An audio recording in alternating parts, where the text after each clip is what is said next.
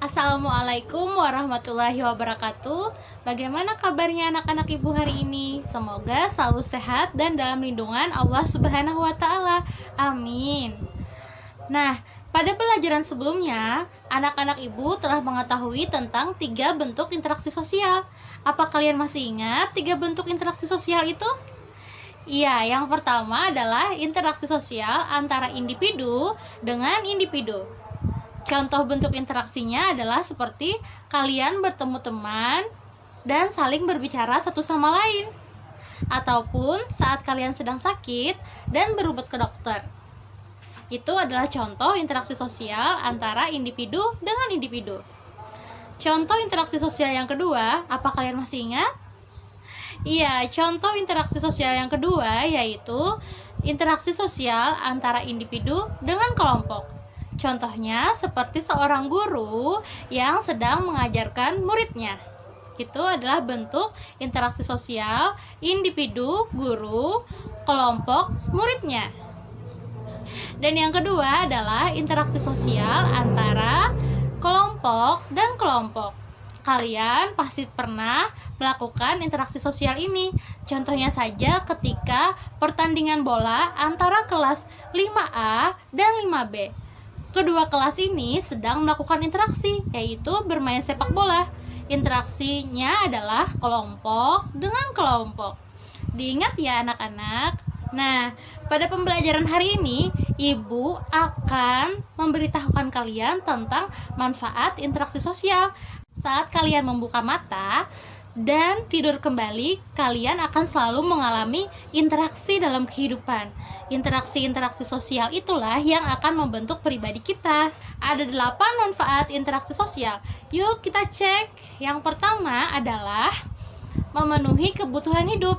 Nah, jadi manfaat interaksi sosial yang pertama ini contohnya seperti kalian pergi ke pasar, di mana di sana ada pemenuhan kebutuhan hidup antara penjual dan pembeli.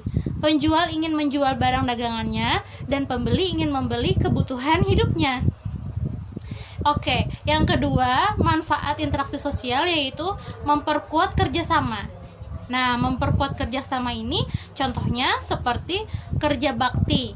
Bisa membersihkan kelas bersama, membersihkan rumah secara bersama-sama dengan anggota keluarga, ataupun kerja bakti di lingkungan masyarakat, membersihkan lingkungan sekitar rumah, ataupun bergotong royong dalam melaksanakan hajat bersama.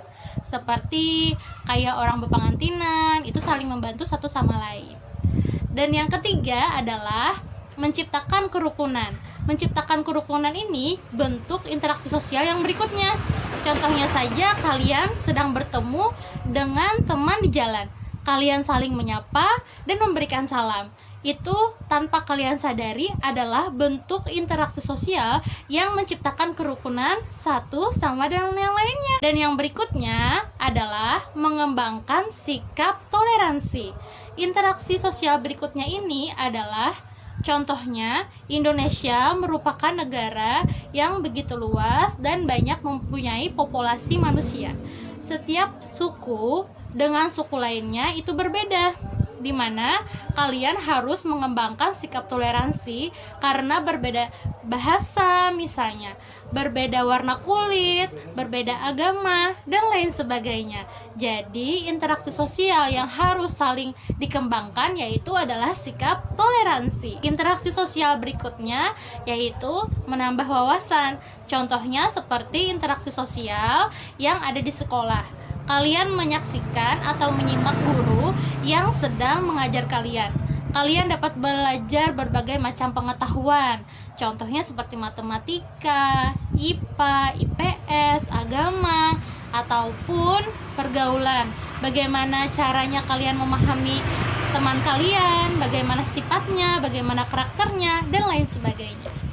Manfaat interaksi sosial berikutnya yaitu meningkatkan keterampilan. Contohnya seperti kalian saat ingin belajar memasak, belajar melukis, dan lain sebagainya. Kalian perlu berinteraksi dengan orang lain agar dapat meningkatkan kemampuan keterampilan kalian. Dan berikutnya yaitu membentuk karakter. Nah, interaksi ini interaksi sosial ini begitu penting. Contohnya seperti kalian berinteraksi dengan teman. Kalau kalian mempunyai teman yang rajin, maka kalian juga akan menjadi pribadi yang rajin. Kalau kalian bergaul dengan teman atau berinteraksi dengan teman yang malas, itu pun juga akan berdampak kepada diri kalian, yaitu kalian akan ikut-ikutan menjadi orang yang malas.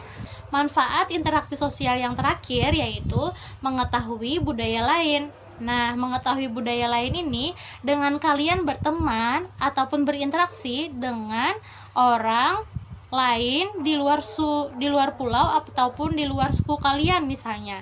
Dengan begitu, kalian dapat mempelajari bagaimana bahasa mereka, bagaimana budaya mereka, bagaimana pakaian maupun makanan dari daerah yang berbeda budaya dengan kalian. Berikut tadi adalah berbagai macam interaksi. Nah, jadi itu tadi adalah berbagai macam manfaat interaksi sosial yang ada di masyarakat. Semoga bermanfaat dan dapat dimengerti. Wassalamualaikum warahmatullahi wabarakatuh.